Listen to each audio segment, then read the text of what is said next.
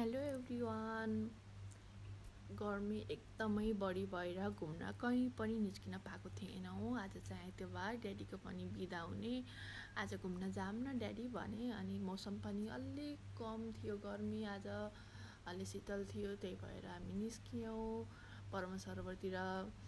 बाइकमा जाऊँ, नजिकै छ भन्नुभयो ड्याडीले, अनि बाइकमै जान लाग्यौँ। मैले चाहिँ अलिअलि भिडियो गराउँदैछु।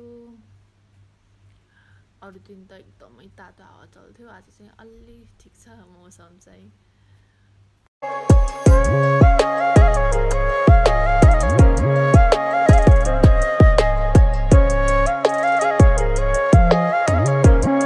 बर्मु सरोवर पुगिसकेका छौँ। यसको चाहिँ एरिया एकदमै ठुलो छ र गेट पनि दुईवटा छ, एउटा अगाडि फ्रन्टमा छ र एउटा ब्याकमा छ। हामी चाहिँ फ्रन्टबाट नगएर ब्याकबाट जाउँ। ड्याडीले अफिसको एउटा ब्रान्च त्यहाँ पनि छ, त्यहीँ बाइक राखौँला अनि जाउँला भन्नुभयो। अनि हामी ब्याक साइडतिरबाट जाँदैछौँ।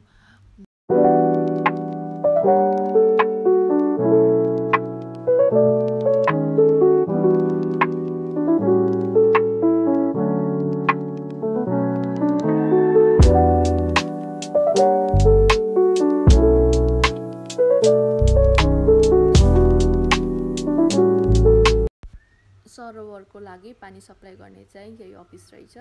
यसमा चाहिँ पानी माथि तानेर लेभल मिलाएर अनि ट्रान्सफर गर्ने रहेछ। त्यसपछि ड्याडीले बाइक यहीँ राख्नुभयो अनि हामी सरोवरतिर हिँड्यौँ।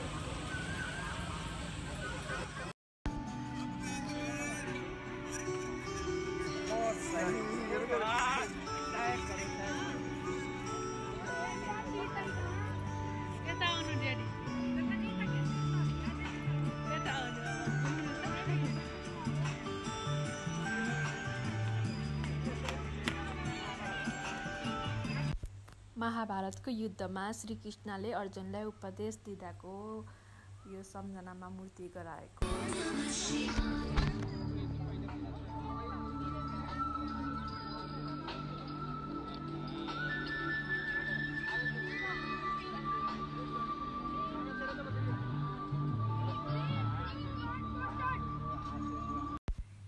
बेलुकाको आरतीको टाइम पनि हुन लाग्यो, त्यही भएर अब हामी आरती हेरेर नै फर्किने भन्ने कुरा गऱ्यौँ। अब आरती हेर्न लागेको छौँ।